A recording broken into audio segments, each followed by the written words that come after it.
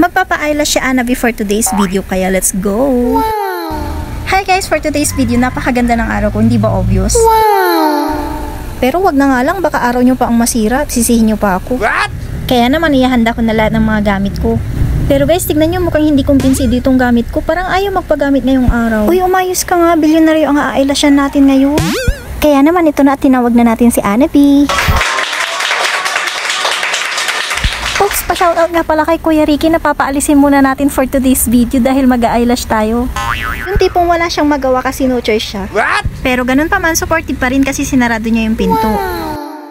At ayun na nga, nag-start na kami. At napansin natin masyadong seryoso si Anabi kaya naman may pinagawa tayo sa kanya. Hindi niya na magawang mag-finger heart mga Mari sa sobrang kaba niya.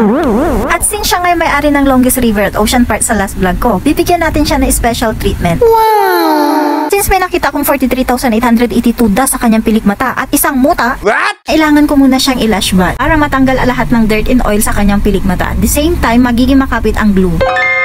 At ayan na nga pa, shoutout ulit kay Kuya Ricky na ulit at itsura na Anabi. What? Relax lang! At excited pa nga. Pero sabi niya lang yun, kitang-kita nyo naman guys, kinakabahan na yan. Si Anabi kasi kahit siya may-ari ng longest river at ocean port, masasabi kong wala siyang kaarte-arte sa katawan. Hindi nagpupulbon, hindi nagmi-makeup, hindi nagli-lipstick, hindi rin nag-i-skincare. Pero hindi ko sure kung hindi talaga nag-i-skincare. Charot. What? Uy, si Ishu, ano na naman bang iniisip mong skincare? O siya, bago pa tayo mapunta sa usapan na kung saan, mag-shoutout muna tayo. Shoutout nga pala kay Melissa, kay Jomar, at syempre sa lagi nag-aabang ng vlog ko, kay Haji. Feeling vlogger yarn. Ayan, balik na tayo dito kay Anabi na mukhang nag-i-enjoy na.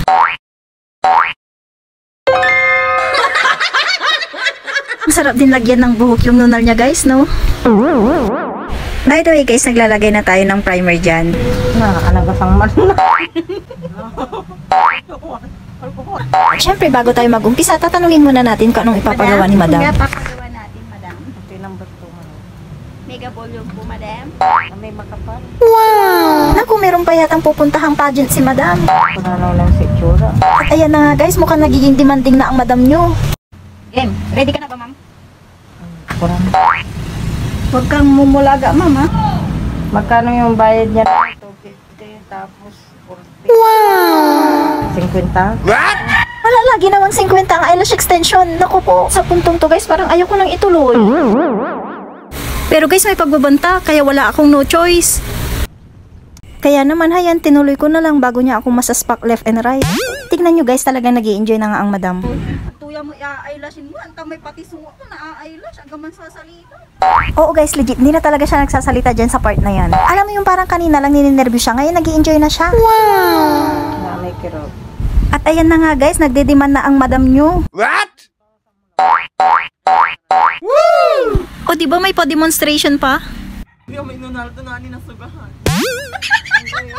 Ikaw naman bes, pinaalala mo pa. Ayan, na-nervous ulit tuloy. By the way guys, tapos na pala siya dito. And this is the final look.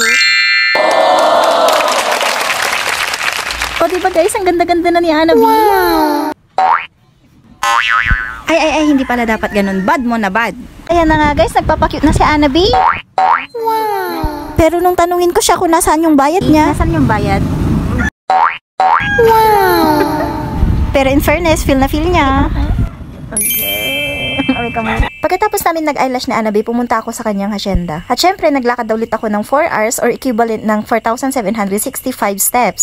Dahil gusto ko makita kung anong ginagawa niya. And look guys, Anabi is cooking right now, so let's see kung ano niluluto niya. Oh my gosh, medyo na-shock ako sa part na to guys. Nagluluto si Ana ng vampirang bangus. Oo guys, legit na vampira kasi wala siyang katawan, pa ni ulo lang. What? Hindi lang yan dahil challenge pa ako ni Anabi. I-eyelash ko daw lahat tong ulo ng bangus. Tatanggapin ko ba? What?